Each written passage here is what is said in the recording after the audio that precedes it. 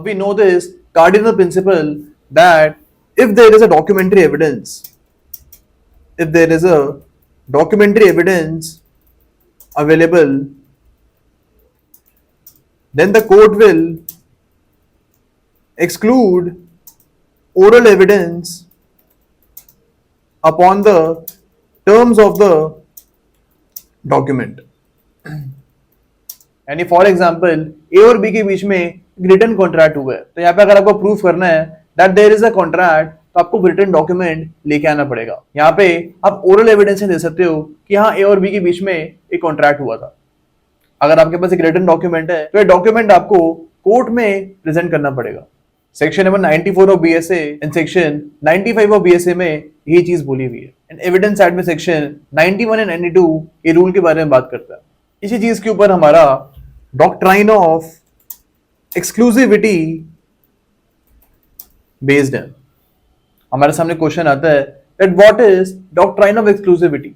It means that a transaction can be proved bye documentary evidence only. अगर for example ए और B के बीच में एक रिटर्न कॉन्ट्रैक्ट हुआ है एंड इट इज प्रूव भी हो चुकी है that this contract is genuine, then in that particular case doctrine of exclusivity will apply, and in this case oral evidence will be excluded.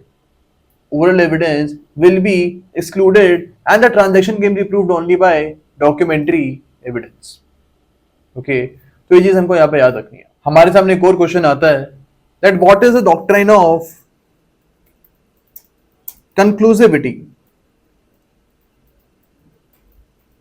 इसका यह मतलब होता है that if we have a documentary evidence for the transaction, if we have a documentary evidence for the transaction, then if the documentary evidence is proved to be genuine, if the documentary evidence is proved to be genuine, in that particular case, the documentary evidence will be said to be conclusive as to the matter of transaction. And in this particular circumstance, oral evidence cannot be given to prove the terms of the contract. To prove the terms of the contract. अगर for example आपको ये proof करना है कि contract के जो terms है इसमें वेरिएशन आया था, इसमें ऑल्टरेशन हुआ था। फॉर एग्जाम्पल ए और बी के बीच में रिटर्न कॉन्ट्रैक्ट है एंड इस कॉन्ट्रैक्ट में लिखा हुआ है कि ए बी को 10 लाख रुपीज देगा। अब in this particular case B बोल रहा है कि ए को 10 लाख रुपीज नहीं 15 लाख रुपीज बी को देने थे, यानी यहाँ पे ओरली बी ये बात बोल रहा है। तो in this particular case we will see the text of the document. यहाँ पे हम डॉक्यूमेंट का टेक्स्ट देखेंगे एंड यही हमारे लिए कंक्लूसिव होगा। यहाँ पे बी जो ओरल एविडेंस दे रहा है it will not be admissible. Court will only C the text of the contract. अगर आपको कॉन्ट्रैक्ट में कोई भी ऑल्टरेशन करना है, कोई भी वेरिएशन करना है, then that also has to be documented. If you want to do any alteration or variation in the contract, then that alteration also has to be documented. For example पहले ये तय हुआ था कि ए बी को 10 lakh rupees देगा, लेकिन बाद में यह तय होता है that A will give 15 lakh rupees to B.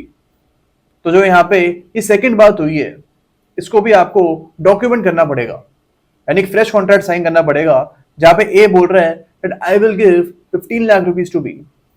अगर ये फ्रेश कॉन्ट्रैक्ट साइन नहीं होता है और यहाँ पे मुंह जुबानी ए ने बी को बोल दिया कि हाँ तेरे को मैं 15 लाख रुपीज दे दूंगा, तो ये चीज वैलिड नहीं होगी। There has to be a return alteration in contract. And हमको ये भी पता है कि ऑल्टरेशन ऑफ कॉन्ट्रैक्ट के बारे में section number 92 of evidence act and section number 95 of BSA बात करता है। तो we can also say that section number 95 of BSA, section number 95 of BSA is about conclusivity of documents. तो ये चीज हमको यहाँ पे याद रखनी है।